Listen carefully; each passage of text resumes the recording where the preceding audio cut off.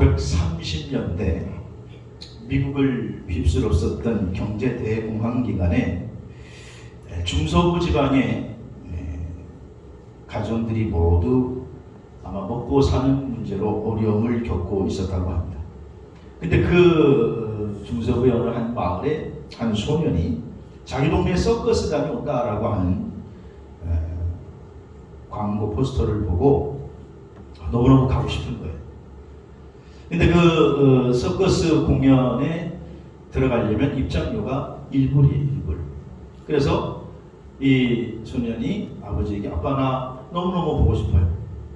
그래서 1불만 주세요. 그런데 그 가정이 1불도 줄 수가 없는 그런 형편이었습니다. 그래서 안타깝지만 얘야 오늘 너에게 우리가 지금 1불을 줄 수 없는 그런 형편인데 너가 스스로 돈을 벌어서 서커스 구경을 가려. 너가 열심히 일을 하면 아빠가 오늘 대신 1불을 줄게. 그래서 알았다고 그래가지고 1불을 손에 쥘 수 있었고 그렇게 원하던 그 서커스 구경의 입장료를 하나를 샀어요.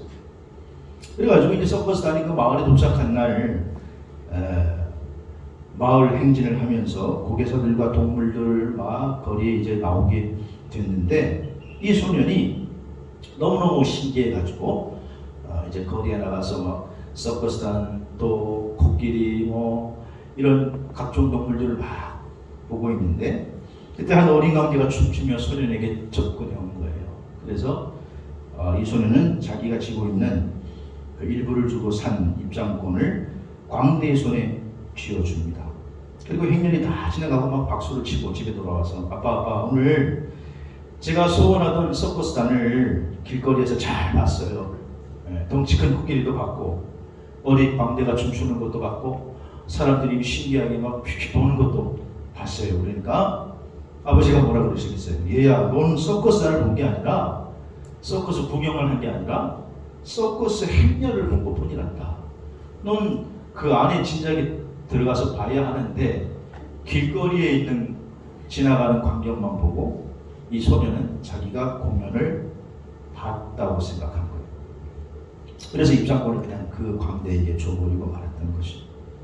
한마디로 그거는 공연 전에 있던 에피타이저인데 그거를 보고 진짜 공연을 봤다고 착각한 거죠. 예전에 이거 실화인지 모르겠는데 우리나라에 처음 이제 레스토랑이 막 들어와서 그때 이제 돈가스가 처음 생겼습니다. 돈가스 여러분 드셔보셨죠? 돈가스. 근데 처음 돈가스가 막 들어왔을 때 레스토랑에 우리의 소원은 돈가스 한번 레스토랑 가서 먹어보는 게 소원이었습니다. 칼질 한번 해보는 게. 그래가지고 돈가스가 도대체 뭘까 막 고민하고 먹어본 사람들은 야 나 돈가스 먹어봤어. 그래? 맛있어? 맛있다고. 그러니까 어떤 친구가 갔어요. 제 친구 중에 레스토랑에 갔는데 그날따라 레스토랑이 엄청 복잡했는지 금방 갔다 와서 먹어보니 별거 아니네. 그게 뭘 먹었냐니까 처음에 스프가 나오더라고요. 그 스프 먹고는 뭐 별거 아니네 돈가스가. 그리고 바로 나와서 돈을 지불하고 나왔다는 거예요. 웃지도 않습니다. 이제는 뭐 문화가 돼서 우리가 그때는 돈가스가 뭔지 몰랐을 때입니다.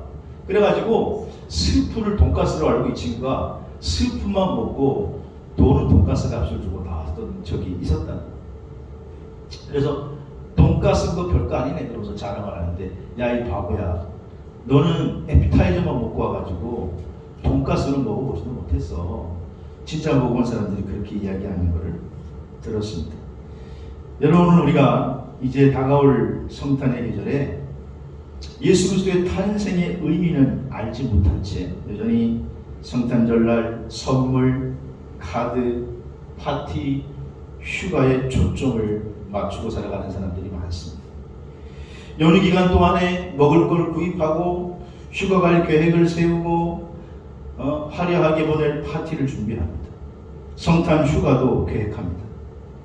그리고는 자신은 나 이번에 성탄절 맞을 준비 다 했다 그렇게 생각해요. 통계적으로 통계에 의하면 성탄 시즌에 그 쇼핑에 사용되는 금액이 연간 한 500조 원 정도가 된다고 합니다. 크리스찬이건 넌 크리스찬이건 간에 성탄절에 성탄의 진정한 의미를 알지 못하고 애프타이저에 만족해하면서 자기는 성탄절을 제대로 보내고 있다고 생각하고 있는 분들이 많이 있다는 거예요. 여러분 성탄절을 어떻게 생각하십니까? 그저 성탄절이 서로 선물을 교환하고 축하하고 서로의 기쁨을 나누는 그 정도 기념일에 불과한 것일까요? 우리 믿는 성도들이 성탄절의 의미를 바로 알고 올바른 성탄의 증인이 되시기를 주의 이름으로 축원합니다. 오늘 본문 말씀은 아기 예수의 탄생을 천사들이 목자들에게 전합니다. 수많은 사람들이 있었는데 첫 번째 증인으로 목자들에게 이 소식을 전했을 때에 목자들이 소식을 듣고 베들레헴에 가서 아기 예수를 만나고 그리고 부모였던 요셉과 마리아에게 이 아기는 구주시다, 구세주가 났다, 그 이야기를 우리가 천사로부터 들었다, 그렇게 전달하게 됩니다. 그러자 그 말을 마리아가 마음에 새겼더라, 이렇게 성경은 증거하고 있습니다. 그리고 목자들이 다시 나가서 뿐만 아니라 많은 사람들에게 아기 예수의 탄생의 소식을 전하게 됩니다. 저는 오늘 대강절 첫 번째 주일을 맞아서 성탄의 증인 첫 번째 목자들이라고 하는 제목으로 말씀을 전하려고 하는데, 성탄의 증인된 목자는 첫 번째 오늘 15절 말씀해 보시면 베들레헴에 가서 이루어진 일을 보자, 그렇게 말씀하고 있어요. 2장 15절에 목자가 서로 말하되 이제 베들레헴에 어떻게 가서 주께서 우리에게 알리신 바 이 이루어진 일을 보자. 그러면 주께서 천사들을 통해서 알려주신 일이 뭐냐? 오늘 본문 좀 전에 2장 10절에 가서 보면 천사들을 통해서 알리신 일이 큰 기쁨의 좋은 소식을 알려줘. 큰 기쁨의 좋은 소식. 자, 그럼 큰 기쁨의 좋은 소식이 뭡니까? 11절에 보시면 오늘날 다윗의 동네에 너희를 위하여 뭐가 나셨다? 구주가 나셨으니 곧 그리스도 주시니라. 천사들이 목자들에게 이 소식을, 곧 그리스도가 나셨다라고 하는 소식을 전해주었다라는 거예요. 야, 그러니까 다윗의 동네에 구주가 나셨대, 메시아가 나셨대. 그러니까 빨리 가서 좀 봐라. 그거를 천사가 목자들에게 전해주었다라는 거예요. 그래서 목자들이 오늘 베들레헴에 가서 빨리 가가지고 그 이루어진 일을 보자. 여기서 가서라고 하는 원문 디엘 도민이라고 하는 말은 우리가 함께 가자라는 말이에요. 그러니까 목자들이 지금 함께 가자라는 거예요. 천사들이 전해준 말을 듣고 믿고 그리고 메시아가 났으니 메시아를 보러 가자. 여러분, 믿음이라고 하는 게 뭐냐 하면 하나님의 말씀을 우리가 들었으면, 말씀을 받았으면 그 말씀을 신뢰하고 그리고 그 말씀을 내 삶의 행동으로 옮기는 것이 믿음인 줄로 믿으시기를 바랍니다.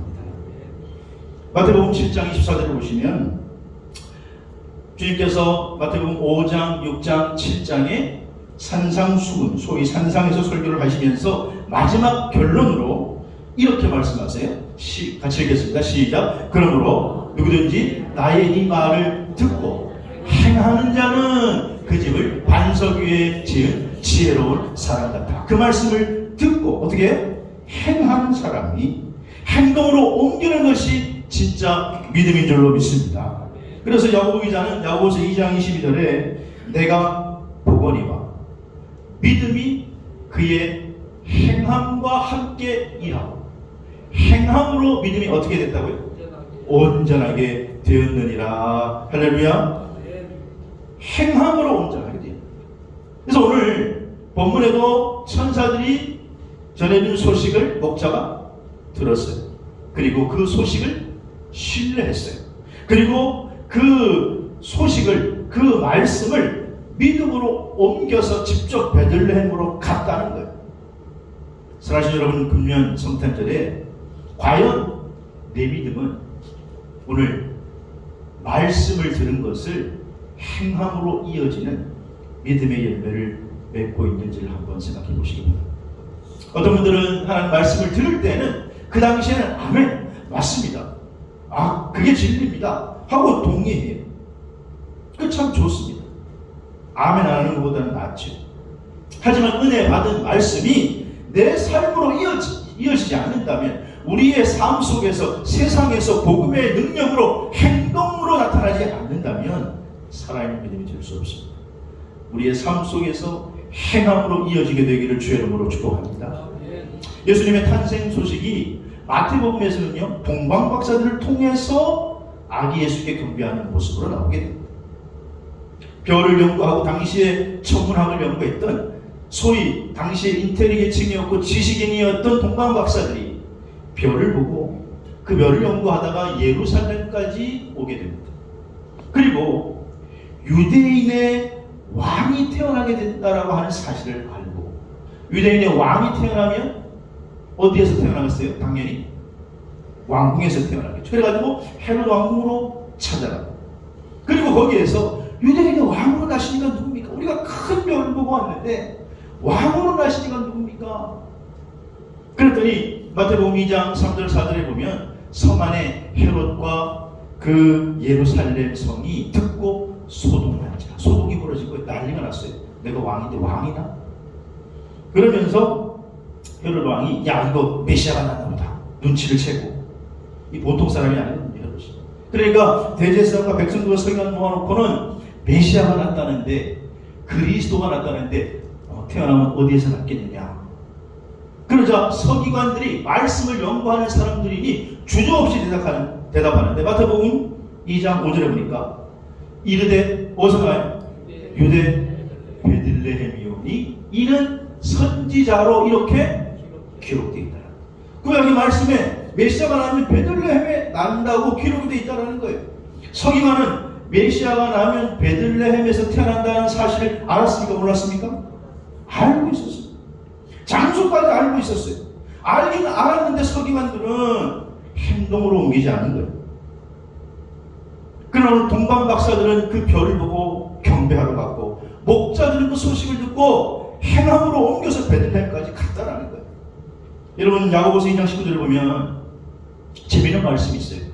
내가 하나님은 한 분인 줄을 믿느냐? 여러분 하나님 한 분인 줄 믿습니까? 잘하는 분. 우리만 믿는 게 아니에요. 그런데 누구도 믿어요? 귀신들도 믿고 떠오르냐. 하나님이라고 하면 귀신들도 하나님 알지, 그분이 창조주시지 라고 하는 사실을 안다라는 거예요. 그들도 인정해요. 마귀도. 그리고 떤다라는 거예요. 메시아가 예수님인 줄 안다라는 거예요. 근데 이것을 행함으로 옮기지 않으면 아는 것으로 그쳐서는 귀신들과 똑같다라는 거예요. 그런 상하신 여러분, 성탄의 주인된 목자들처럼 이번 성탄절에 대해 믿음을, 하나님 말씀을 믿고 은혜 받는데 그치는 것이 아니라 행함으로 나아가는 믿음의 주인공들 되시기를 주의 이름으로 축복합니다. 예레미야 35장에 보면 하나님께서 남유다가 멸망되기 전에 예레미야를 통해서 다시 한번 너희들이 우상 숭배하다가는 망한다 경고합니다.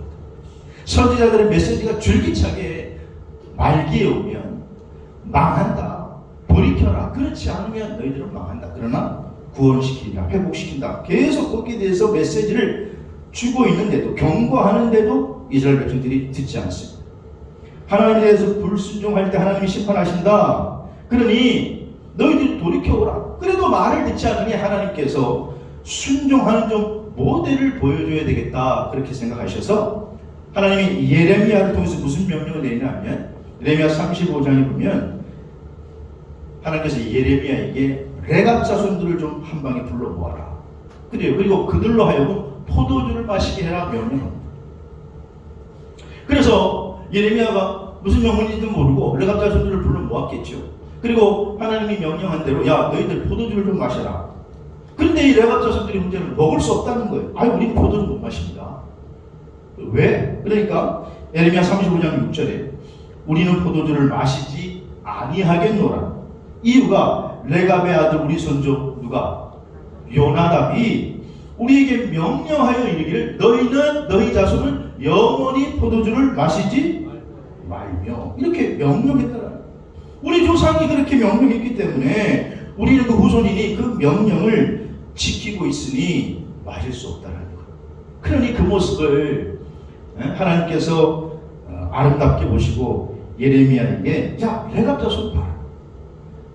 포도주를 먹으라고 했는데도 우리 조상이 명령했기 때문에 우리는 그것을 행함으로 지켜야 되기 때문에 마실 수가 없다고 얘기하는 그들을 봐라. 그러면서 하나님이 기뻐하며 축복하시기를 예레미야 35장 19절에 만군의 여호와 이스라엘 하나님께서 이와 같이 말씀하시느니라 레갑의 아들 요나답에게서 내 앞에 설 사람이 영원히 끊어지지 아니하리라 하시니라. 하나님 축복하십니다. 내 앞에서 너희들은 영원히 앞으로 끊어지지 않아. 자손이 이길 것이고 영광스러운 자리에 계속해서 설 그런 후손이 니들 자손에게 나오게 해주겠다라는 거예요. 왜? 행함으로 믿음을 지켜나가고 있던 레갑 자손을 하나님 기쁘게 여기셨기 때문에. 그러므로 사랑하는 성도 여러분, 믿음은 순종인 줄로 믿습니다. 근데 순종은 두 가지. 내가 마음으로 아멘하고 순종하는 것과 몸으로 순종하는 게 있는데 몸으로 옮기는 순종이 온전한 순종인 줄로 믿습니다. 금번 성탄절에 여러분에게 주어진 하나님의 레마의 말씀이 있다면 그 말씀을 마음으로만 아멘하지 말고 행함으로 옮겨서 반드시 열매 맺는 축복의 주인공 되시기를 주의 이름으로 축원합니다. 두 번째로 오늘 성탄의 증인, 첫 번째 증인 목자들은요, 오늘 16절에 가서 보니까 빨리 가서 마리아와 요셉과 구유에 누인 아기를 찾았다. 전사들이 전한 소식을 들었어요. 듣고 베들레헴으로 달려갔어요. 행함으로 옮겼어요. 뿐만 아니라 가는데 어떻게 갔느냐? 빨리 갔어. 여기 빨리 가서라고 하는 원어는 습사테스라는 말인데 서두르다, 재촉하다 그런 말. 빨리 서둘러 갔다는 말은 무슨 의미가 있냐 하면 지금 빨리 아기 예수에게로 찾아가는 것을 최우선 순위로 삼았다는 거예요. 여러분 목자들은요 사실 정말 바쁜 사람들이에요. 양을 돌보는 사람들이잖아요. 그런데 당시에 사실 목자들은 이렇게 귀한 직업이 아니었어요. 당시의 세계관으로는 천대받는 직업이었어요. 근데 그 양을 지키기 위해서는 양을 자기가 지키지 못하면 배상을 해야 되고 책임을 물어야 되기 때문에 이 목자들은요 밤새도록 잠도 자지 않고 양을 지켜야 돼요. 양의 일거수일투족을 다 압니다. 우리는 겉모양만 보더라도 양이 어느 양이고 어느 양인지 구별할 수 없지만 모양이 비슷하니까 목자는 첫눈에 봐도 아 이거는 어느 양 구별이 돼요. 근데 그 양을 키우려고 하니까 할 일이 많아요. 그런데 오늘 다른 일을 다 제쳐놓고 아기 예수를 찾는데 이 목자들이 최우선을 둬서 빨리 갔다라는 거예요. 즉시로 순종했다라고 하는 거예요. 잠언 8장 17절 말씀을 보니까 나를 사랑하는 자들이 나의 사랑을 입으며 나를 간절히 찾는 자는 나를 만날 것이다. 예레미야 20장 13절에도 너희가 온 마음으로 나를 구하면 나를 찾을 것이요 나를 만나리라. 성탄절을 앞두고 있는 사랑하신 여러분, 오늘 이 땅에 메시아로 오신 예수 그리스도 그분 이미 오셨고 날 위해서 십자가의 대속물이 되어주셨고 그리고 이제는 승천하셔서 다시 오시겠다라고 하는 약속을 우리에게 주셨는데 주님께서는 분명히 다시 오실 줄로 믿습니다. 그 약속을 우리가 붙들고 사시길 바랍니다. 그런데 그 약속을 붙들고 살아가려고 하면 주님께서 우리에게 하신 말씀이 뭐냐? 누가복음 21장 36절에 보면 그 재림이 반드시 있을 것인데 언제일지 모르니 나도 모르고 아버지만 아시기 때문에 항상 기도하고 어떻게 있으라고요? 깨어있으라는 거예요. 항상 기도하고 깨어있으라. 오늘날 주님께서 다시 오시겠다라고 하는 이 재림이 마치 이단들이 자기들의 전유물처럼 사용해서 주님 재림 얘기하면 마치 이단처럼 생각하지만 아니 성경은 분명히 약속하고 있어요. 주님 다시 오신다. 언제 오실지 모르기 때문에 항상 기도하고 깨어 있어야 될 줄로 믿습니다. 그 말은 무슨 말이냐 하면 삶의 우선순위를 어디에 두고 살아가느냐 그게 중요하다는 거예요. 주님 다시 오심에 초점을 맞추고 살아가라고 하는 거예요. 리더십의 분야에 있어서 세계적인 베스트셀러 작가인 스티븐 코비 박사, 많이 인용이 됐죠. 성공하는 사람들의 7가지 습관이라고 하는 책에 보면 성공하는 사람들의 습관이 있더라는 거예요. 공통점이. 근데 그게 뭐냐? 열심히, 일단 열심히. 그리고 뭔가 운이 좋아요. 그리고 인간관계가 좋아요. 그런 공통점이 있더라는 거예요. 그런데 무엇보다도 그게 성공의 비결이 아니라 성공하는 사람들의 두드러진 성공 비결은 뭐냐? 삶의 우선순위가 명확하더라는 거예요. 소중한 것을 먼저 하더라고요. 소중한 거. 이것저것 하는 게 아니라 우선순위가 명확하더라고요. 우선순위. 먼저 해야 할 일, 나중에 해야 할 일을 잘 구분하고 먼저 해야 할 일을 딱딱 하니까 그 사람은 삶을 점검해 봤더니 성공하는 사람의 길을 걸어가고 있더라는 거예요. 그래서 이분은 이 책을 통해 말하기를 시간을 가르쳐 주는 것보다는 방향을 가르쳐 주는 나침판이 더 중요하고 시간도 중요하지만 방향도 중요하다. 어디로 가고 있는지 방향도 훨씬 중요하다는 거예요. 여러분 오늘 바쁜 인생입니다. 현대인들 치고 바쁘지 않은 사람이 없어요. 그런데 그 바쁜 인생 가운데 인생의 방향을 바로잡고 살지 않으면 결국은 열심히 사는 것 같지만 끝에 가서는 이 길이 아닌가요? 그 소용이 없다는 거예요. 그래서 오늘 삶의 우선순위가 명확해야 되는데 오늘 이 목자들처럼 바쁜 생활 속에서도 먼저 지금 이 소식을 빨리 가서 전해야 되겠다. 삶의 우선순위가 정확하게 하나님과 교제하고 하나님께 예배드리는 것에 삶의 우선순위를 내어드릴 수 있는 저와 여러분 될 수 있기를 주의 이름으로 축원합니다. 그러면 주님께서 뭐라고 약속하느냐? 마태복음 6장 33절에 너희는 먼저 그의 나라와 그의 일을 구하라. 그리하면 이 모든 것을 너희에게 어떻게 더하시리라. 삶의 우선순위를 명확하게 하라는 거예요. 우선순위를 명확하게 하면 그것이 망하는 길 같고 그것이 내게 득이 되지 않을 것 같지만 그러나 하나님께서 이 모든 것을 더하여 주시고 책임져 주시고 인도해 주실 줄로 믿으시기를 바랍니다. 우선순위를 명확하게 하라는 거예요. 하늘의 것을 먼저 하는 게 중요하다라고 하는 거예요. 그래서 19세기에 스코틀랜드 성경학자였던 앤드류 보나르라고 하는 사람은 신앙의 모범을 보인 사람으로 유명한데 그는 일생 동안 삶의 3가지 원칙을 실천하며 살았다고 해요. 첫째는 예수 그리스도께 말씀을 드리기 전에는 먼저 누구와 이야기하지 않는다. 여러분 어떤 시험거리, 걱정거리, 기도 제목이 있습니까? 사람과 상의해봤자 별 도움 되지 않을 사실. 예수 그리스도께 먼저 말씀을 드리시기를 바랍니다. 두 번째로 무릎을 꿇기 전에는 아무 일도 하지 않는다. 아무리 바빠도 먼저 기도하고. 그래서 바빠서 기도해야 되는 거예요. 요즘 너무 바빠요. 기도할 시간이 없어요. 그게 아니고 바쁘니까 기도해야 되는 거예요. 세 번째는 성경을 읽기 전에는 어떤 글도 읽지 않는다. 이것을 원칙으로 삼았다고 해요. 그리고 이거는 그런 관점에서 보니까 인간이 3가지 유형이 있는데 하나는 물질적인 유형을 추구하고 두 번째는 지적인 유형이 있고 세 번째는 영적인 가치를 추구하는 유형이 있더라는 거예요. 첫 번째는 물질적인 유형은 먹고 사는 것, 거기에만 신경 쓰는 사람. 물론 우리가 육을 가진 존재이기 때문에 먹고 사는 데 신경을 안 쓸 수가 없습니다. 거기에 온 신경을 쓰고 살아가는 사람을 보니까 잘 될 것 같은데 이상하게 안 되더라고요. 신경을 많이 쓰는데. 두 번째는 인간은 육을 가지면서 혼을 가진 존재이기 때문에 지식을 습득하고 결국 나아가서 자기 자아를 실현하려고 하는 욕망이 인간에게는 있습니다. 그것도 중요합니다. 그러나 인간은 육적인 존재뿐만 아니라 혼적인 존재뿐만 아니라 영적인 존재이기 때문에 궁극적으로 우리가 추구해야 할 게 뭐냐? 영혼의 가치라는 거예요. 영혼의 가치. 그걸 추구하고 살아야 된다는 거예요. 오늘 목자들은 분주한 삶 속에서도 예수를 만나는 데 최우선을 두었다는 거예요. 앤드류 보나르처럼 록펠러처럼 목자들처럼 삶의 우선순위를 예수님께 두고 사시기를 주의 이름으로 축원합니다. 마지막 세 번째로 오늘 성탄에 드리는 목자들은요 아기 예수에 대해서 전했어요. 오늘 11절에 보니까 보고 천사가 자기들에게 이 아기에 대해서 말하는 것을 어떻게 해요? 전하니 그랬어요. 보고 천사들이 말한 것은 레마토스라는 말인데 말씀이라는 뜻도 있고 일이라는 뜻도 있어요.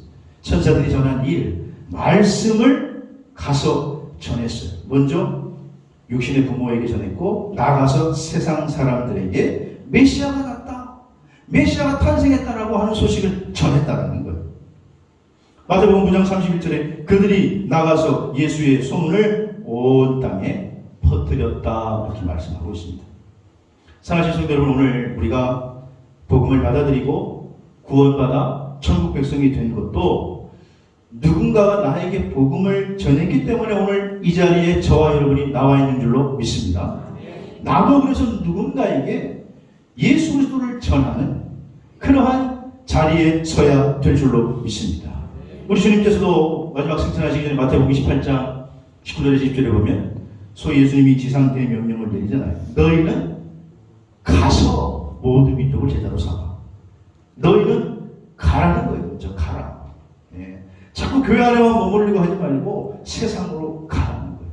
가서 거기서 예수 그리스도의 제자가 되라고 하는 거예요. 그럼 가서 뭘 전하느냐? 내가 만난 예수, 내가 체험한 예수를 전하는 거예요. 여러분, 예수님이 이 땅에 왜 오셨습니까? 예수님이 이 땅에 오신 사명 가운데 하나를 요한복음 10장 10절에 이렇게 설명해. 같이 읽어볼까요? 시작. 도둑이 오는 것은 도둑질하고 죽이고 멸망시키는 것뿐이요, 내가 온 것은 양으로 생명을 얻게 하고 더 풍성히 얻게 하려는 것이라. 아멘. 아멘. 예수님이 온 것은 양으로 생명을 얻게 하고 또 풍성히 얻게 하기 위해서 이 땅에 오신 줄로 믿습니다. 금년 성탄절에 아구 예수의 소식을 듣고 여러분 이 소식을 가서 전하라는 거예요. 야, 예수님 우리 생명을 얻게 하고 또 풍성히 하기 위해서 이 땅에 오신 분이 예수래. 그 소식을 전하는 게 전도예요. 전도는 내가 만난 예수를 가서 그대로 얘기하면 되는 거예요. 요한복음 9장에 보면 예수께서 길을 가시다가 나면서부터 맹인된 시각장애인을 만나게 돼요. 그럴 때 제자들이 그 맹인을 보고 이렇게 질문하죠. 이 사람이 이렇게 된 것이 누구의 죄 때문입니까? 자기 자신의 죄 때문입니까? 아니면 그 부모의 죄 때문입니까? 당시 유대인들은 어떤 불행한 일을 만나면 그것이 죄 때문이라고 생각을 했기 때문에 부모의 죄 때문인지 자기의 죄 때문인지를 물었습니다. 그러나 주님께서 대답하시기를 아니다. 누구의 죄 때문이 아니고 하나님이 하시는 일을 나타내고자 하십니다. 그리고 고쳐주셨어요. 그리고 땅에 진흙을 발라가지고 눈에 바르고 실로한 곳에 가서 씻으라. 그리고 씻고 왔더니 눈이 밝아져 보게 된 줄로 믿습니다. 그러니 이 조그마한 도시에 그런 일이 벌어지게 되니까 동네가 난리가 났어요. 야, 나면서부터 못 보던 그 있잖아, 걔 바디메오, 걔가 봤대. 그러면서 막 소문이 나니까 구름대처럼 예수님께 사람들이 몰려. 근데 문제는 그때가 안식일이었어요. 그래서 바리새인들이 예수님 역사를 부인하면서 예수님 안식일날 일하지 말라고 했는데 그러면서 그를 죄인으로 몰아가고자 했어요. 왜냐하면 안식일에 일했다는 것 때문에. 그 시각장애인이 나았다라는 것에 방점을 두는 것이 아니라 안식일에 일했다고 예수님을 죄인으로 몰아가려고 해요. 그래서 요한복음 9장 24절에 보면 이에 그들이 맹인이 있던 사람을 불러서 두 번째로 불러가지고 뭐라고 그러냐, 하나님께 너는 영광을 돌려라. 야, 그 사람 죄인이니까 그 사람 때문에 났다고 얘기하지 말고 너는 하나님 때문에 났다고 해. 그러면서 누구 때문에 났다는 일체 말하지 말라는 거예요. 근데 그때 맹인이었던 그분이, 시각장애였던 그분이 내 눈을 누가 뜨게 해주셨는지를 분명히 이야기해요. 요한복음 9장 25절 대답하되 그가 죄인인지 나는 알지는 못합니다. 하지만 한 가지 내가 분명하게 아는 건 있는데 내가 맹인으로 있다가 지금 보는 그것이 분명합니다. 이 사람 때문에 나를 고쳐준 그분 때문에 내가 보게 되었습니다. 여러분, 전도는 어렵게 하는 게 아니라 내가 만난 예수, 내가 경험한 예수를 전하는 거예요. 아직 내가 만난 예수가 없습니까? 꼭 만나셔야 돼요. 예수 그리스도를 꼭 만나시길 바랍니다. 남이 알던 예수는 소용이 없습니다. 내가 만난 예수, 내가 체험한 예수, 그것이 능력이요, 그것이 내 삶의 힘인 줄로 믿으시기를 바랍니다. 그럴 때 역사는 주님께서 하시는 거죠. 대강절 첫 번째 주일 성탄의 계절에 성탄의 증인된 목자들의 모습을 가슴에 새기고 목자들처럼 하나님 말씀을 들었으면, 깨달았으면, 그 말씀이 신뢰가 되면 이제는 행함으로 옮기시기를 축원합니다. 행함으로 옮겨야 살아있는 일.